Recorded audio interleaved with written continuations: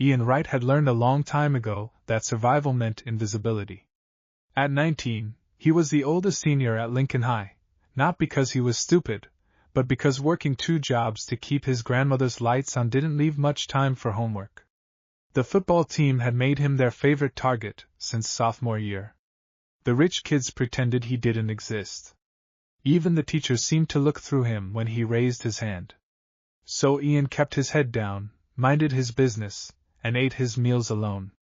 That Tuesday afternoon at AL's diner should have been like any other. Ian sat in his usual corner booth, methodically working through a burger he'd been stretching for the last 40 minutes. His backpack, held together with duct tape, sat beside him, stuffed with textbooks he'd studied during his shift at the gas station later. Across the diner, a girl sat alone. Ian had noticed her before. Elena something. Transfer student. Maybe a senior, maybe a junior, he wasn't sure. She always sat by herself, always looked like she was carrying the weight of the world. Dark hair pulled back, oversized jacket despite the warm weather, eyes that constantly scanned the room like she expected trouble. Ian understood that look. He wore it himself. She was picking at her fries, not eating them, just moving them around her plate. Her phone kept buzzing. She kept ignoring it. That's when Ian's observational instincts, honed from years of avoiding bullies and reading rooms for danger, picked up on something wrong. The gray sedan. It had circled the block twice. Ian had noticed it the first time because the engine sputtered, needed a new timing belt. The second time, he noticed because sedans didn't circle blocks in this neighborhood unless they were looking for something. Or someone. Ian's burger suddenly tasted like cardboard. He watched the sedan slow to a crawl outside the diner's large front windows. The afternoon sunlight caught on the glass as the rear window began to lower. Then he saw it. Black metal. Compact. Unmistakable. The barrel of a Tech 9 sliding out of the window, angling directly toward the booth where Elena sat, completely unaware. Ian didn't think. Couldn't think. All he saw was a gun pointed at a girl who looked as lonely as he felt, and suddenly he was 9 years old again, watching his parents' car explode in a flash of light and violence because someone had a grudge and a bomb. He couldn't watch someone else die. Not again. Not when he could stop it. "Get down!" Ian screamed, his voice cracking as he launched himself across the diner. 3 seconds. That's all the time he had. 1 second, he vaulted over his table, sending his tray flying. 2 seconds, Elena's head snapped up, confusion in her dark eyes. 3 seconds, Ian tackled her, his body covering hers as they crashed to the floor.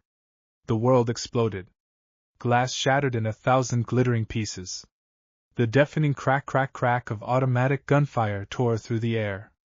Ian felt something slam into his back, a sledgehammer made of fire and white-hot pain that drove the air from his lungs. He kept Elena pinned beneath him, his arms wrapped around her head as bullets chewed through the booth where she'd been sitting seconds before. Screaming filled the diner. The gunfire continued, seemingly endless, until finally, the sedan's tires screeched and the shooting stopped. Silence. Then chaos. Ian tried to breathe and couldn't. His back was on fire. Something warm was spreading across his shirt. When he tried to move, his left arm wouldn't respond. "Oh my God! Oh my God! Oh my God!" Elena was gasping beneath him. She was trying to push him off, to see if he was okay, but Ian's weight had become dead weight.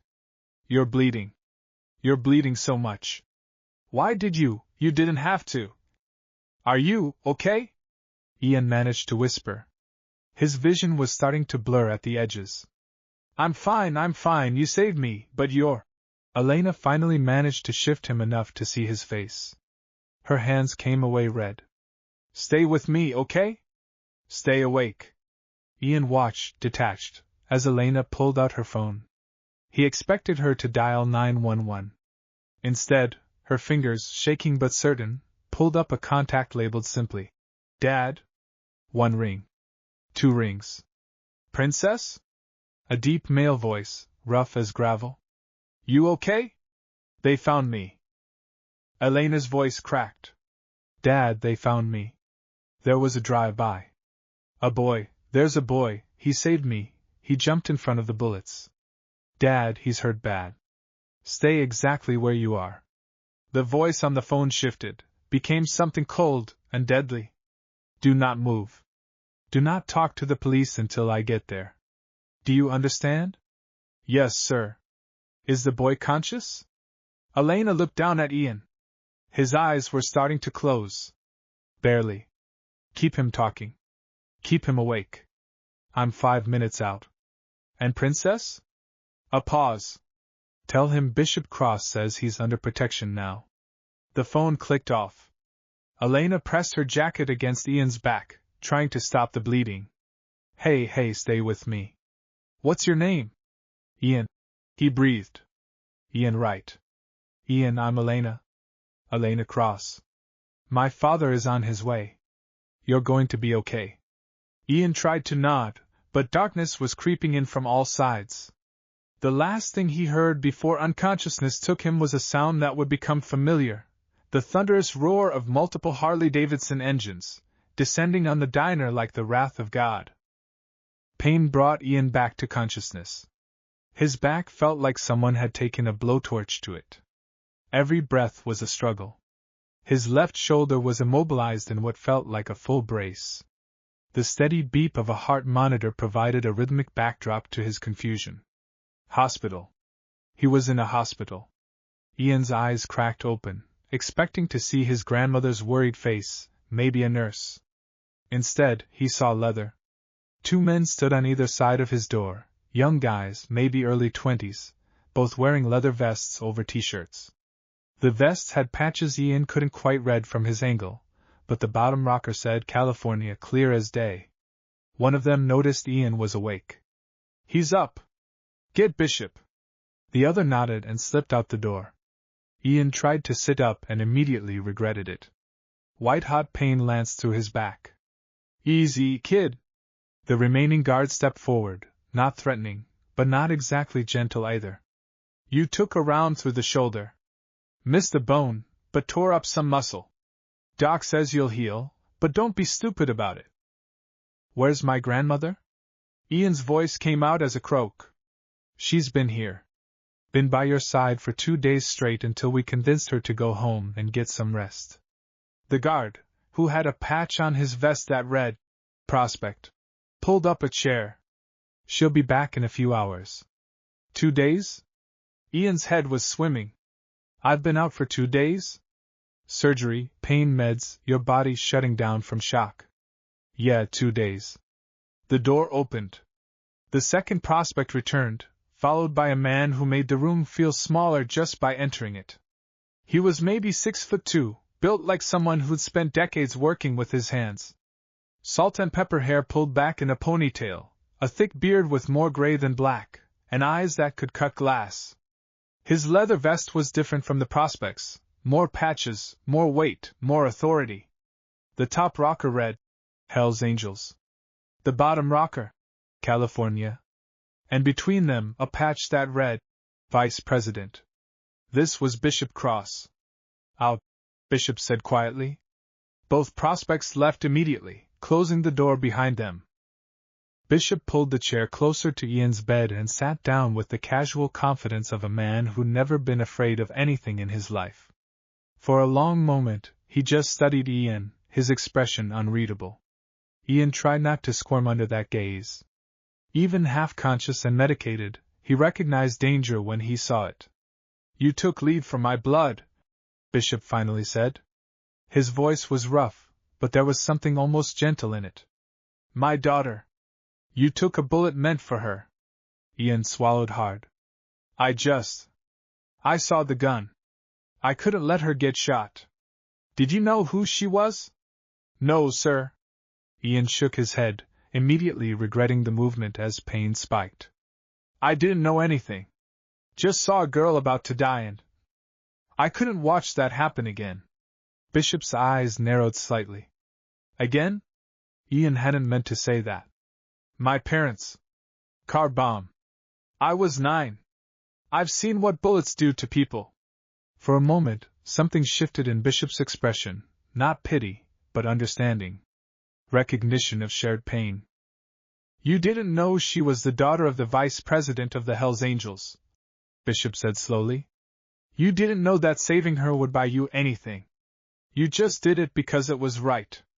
It wasn't a question, but Ian nodded anyway.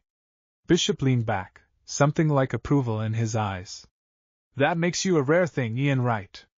That makes you a man. Ian didn't know what to say to that.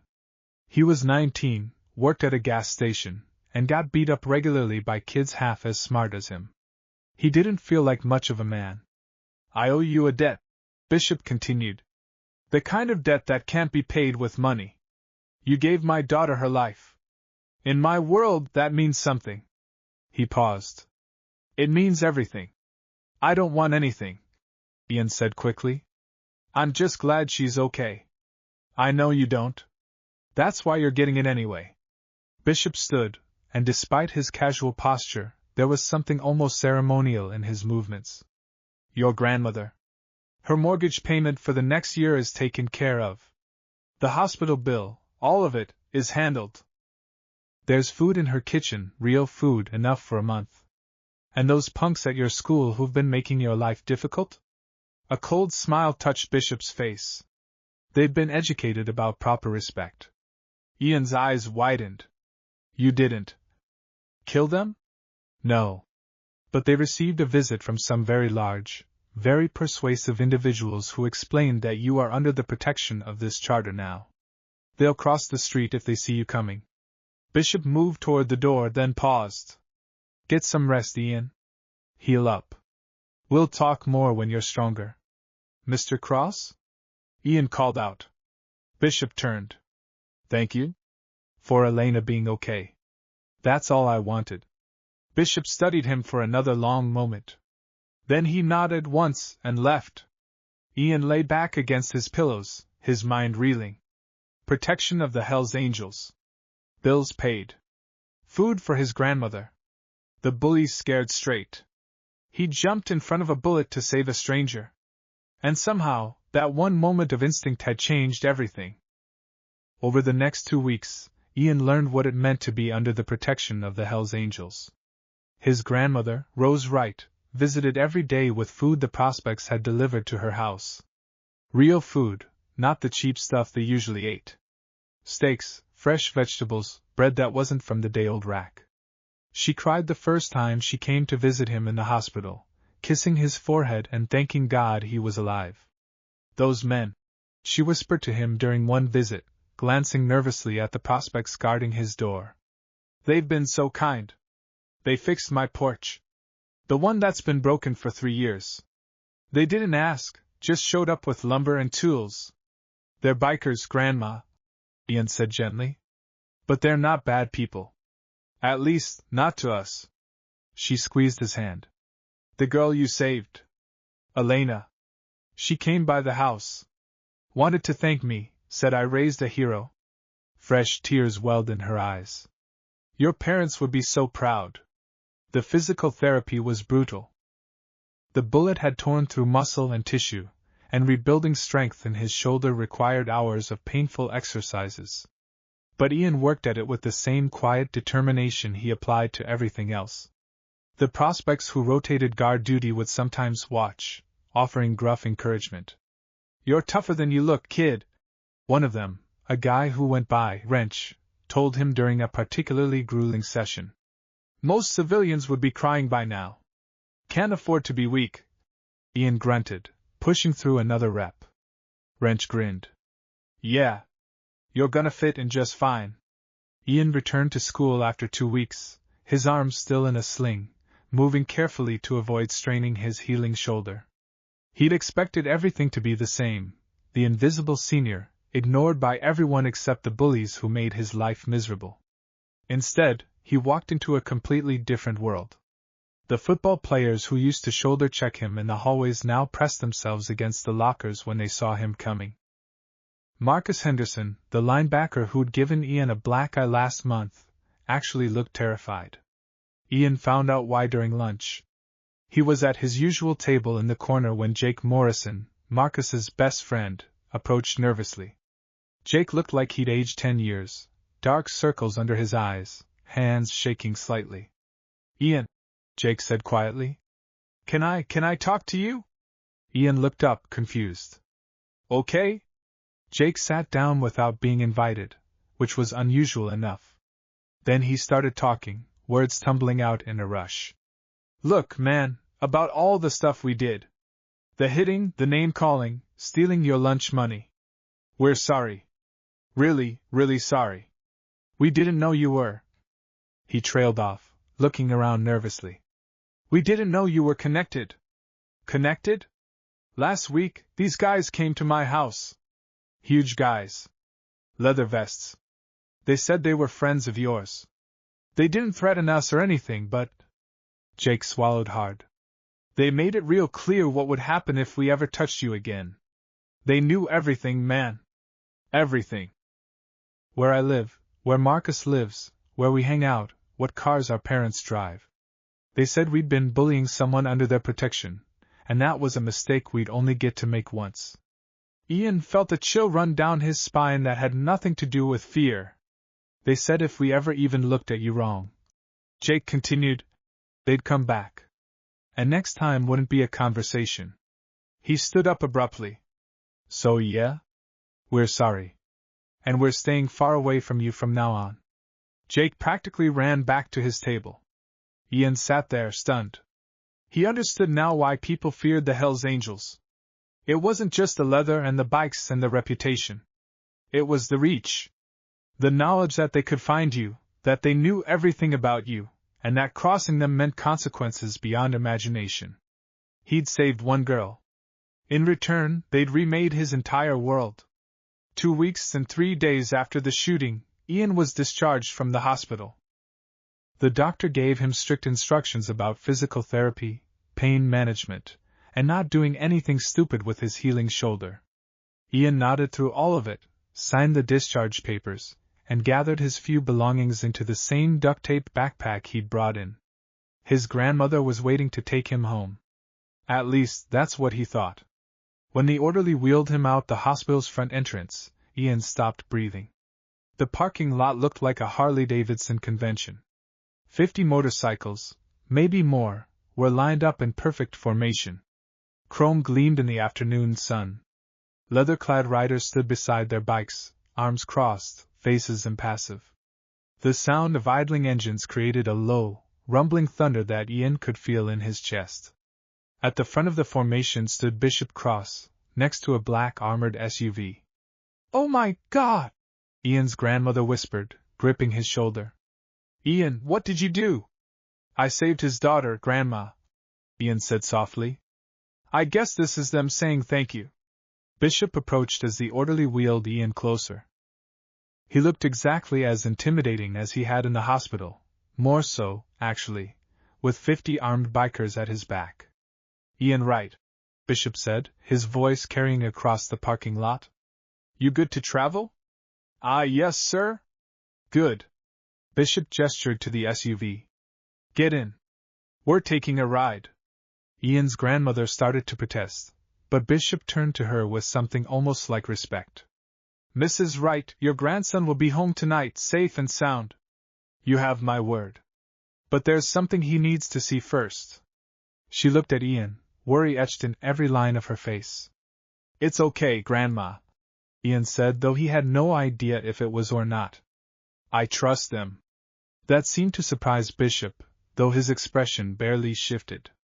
One of the prospects helped Ian out of the wheelchair and into the back seat of the SUV.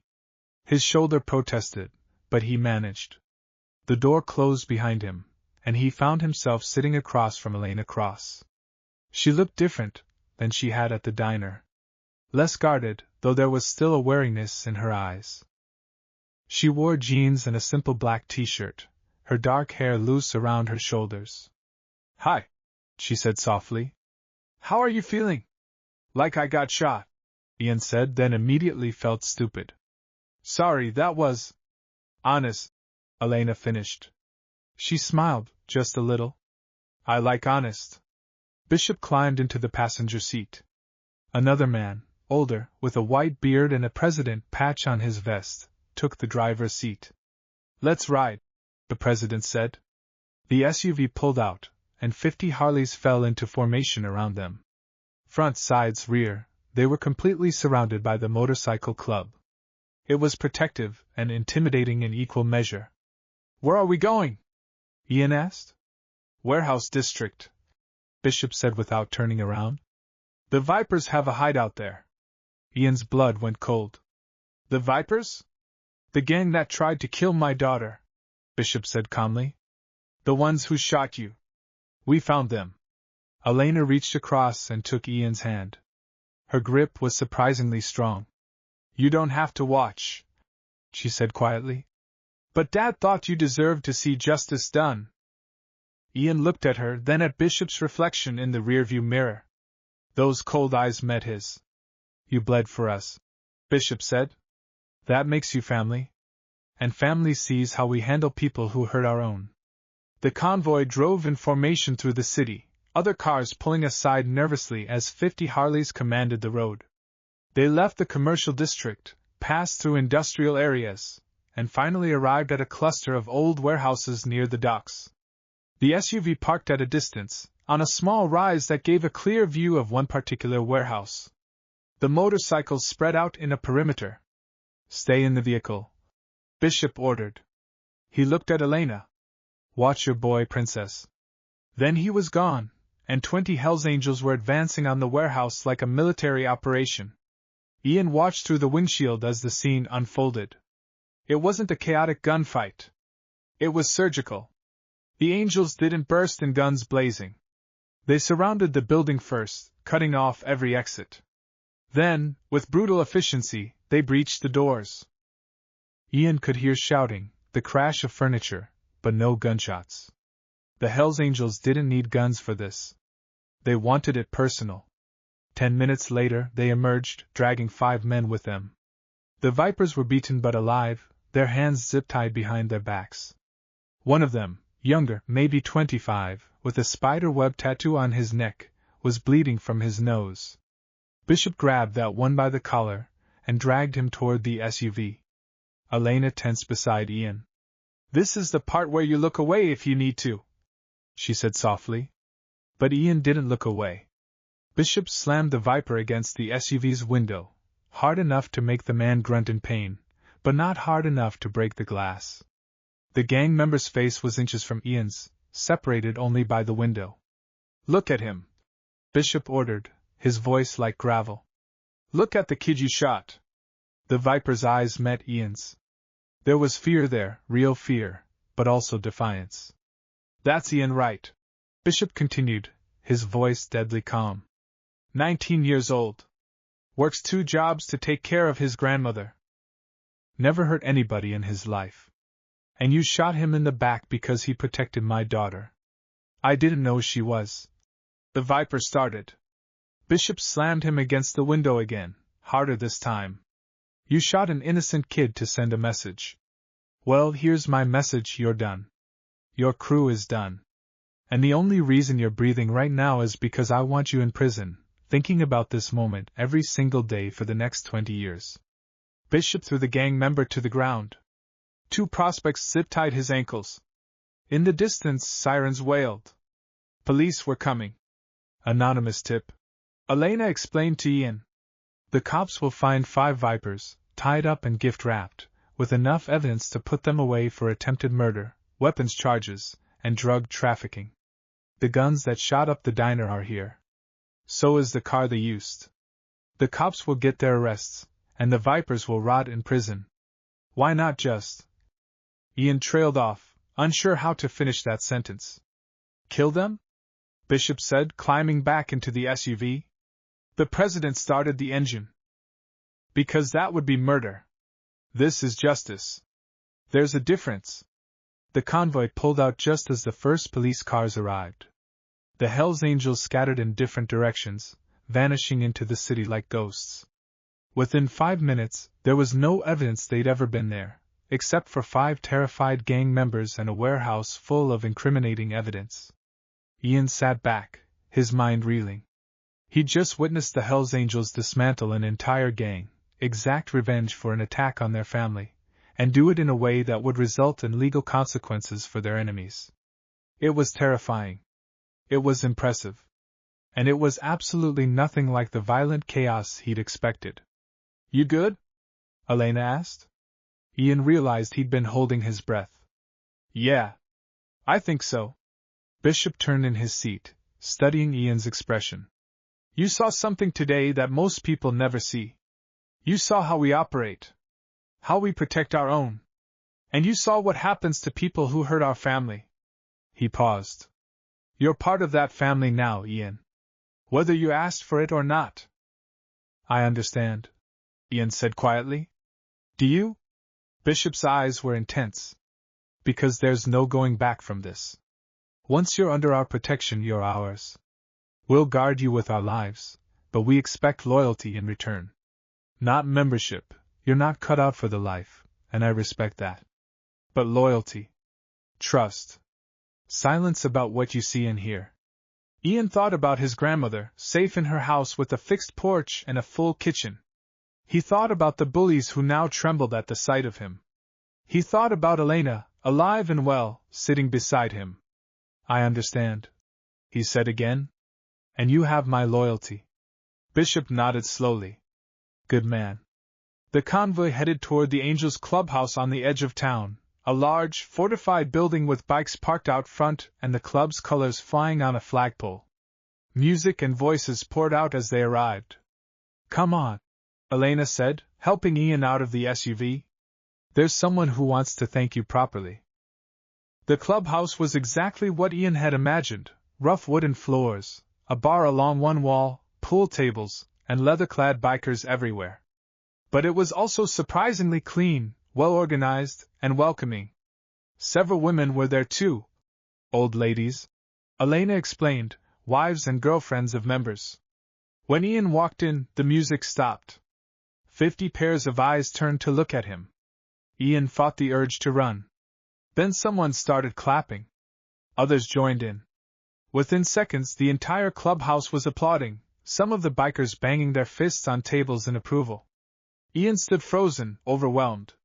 Bishop moved to the center of the room. The applause died down. "Brothers," Bishop's voice carried through the space. "You all know what happened. The Vipers tried to send a message by targeting my daughter. They failed because this young man," he gestured to Ian, "put himself between a bullet and my blood.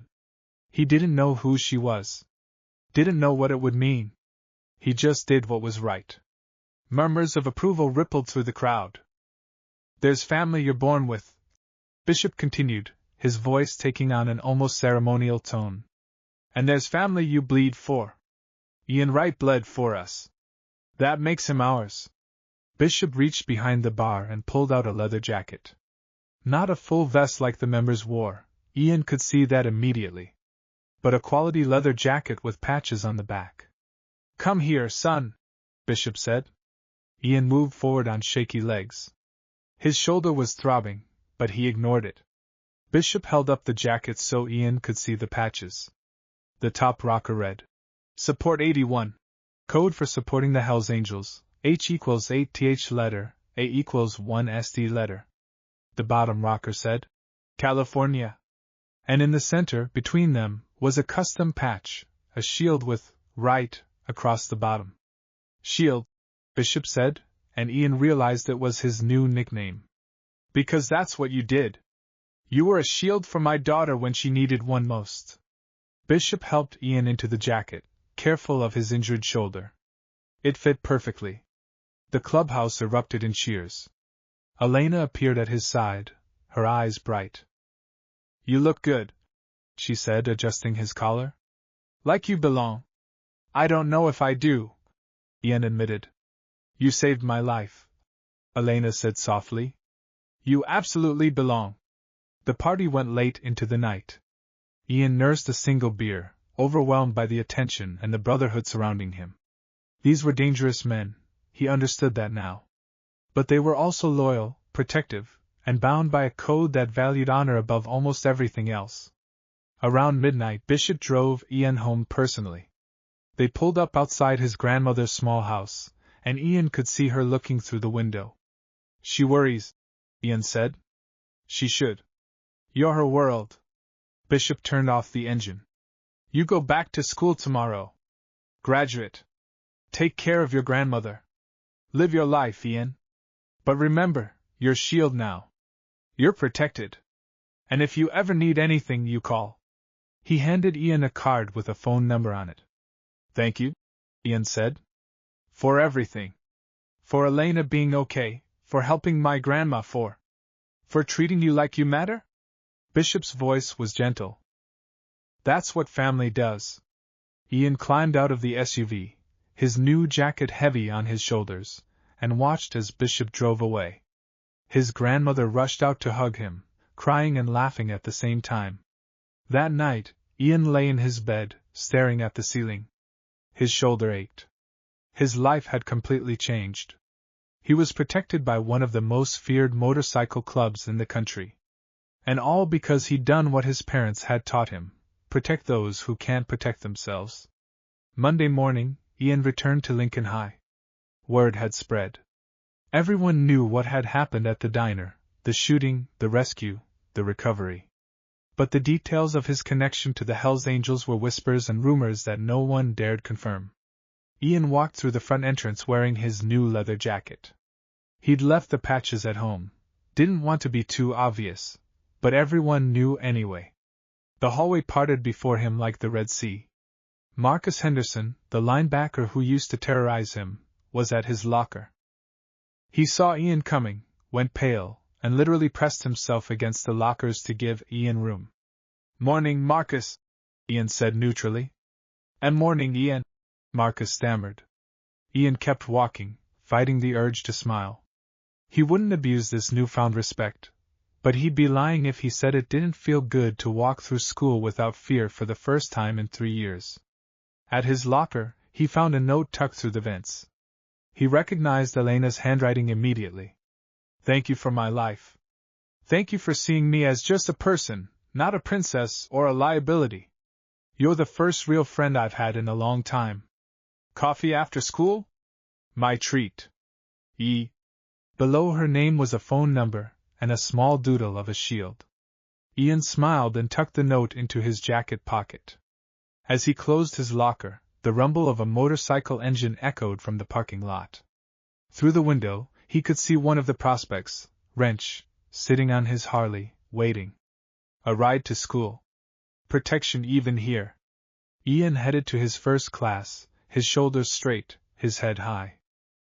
He was still Ian Wright. Still the kid who worked 2 jobs and took care of his grandmother.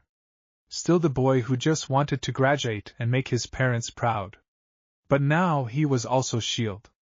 The boy who saved the Hells Angels' daughter.